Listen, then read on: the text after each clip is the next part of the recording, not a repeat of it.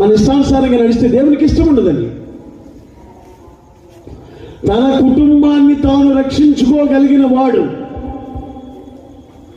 తన భార్య, బిడ్డల్ని, కోడల్ని, అందరినీ తన దేవుని వాక్యం చేత ఇంట్లో ఉన్న వారి కుటుంబాలంతటినీ రక్షించుకున్నటువంటి ఒక తండ్రి, కర్తవ్యం కలిగిన ఒక తండ్రి అతను.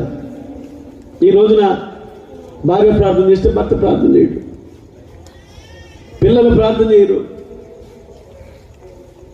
కుటుంబం అంతా కలిసి ప్రార్థన చేయరు, ఎవరిష్టం వాళ్ళదే.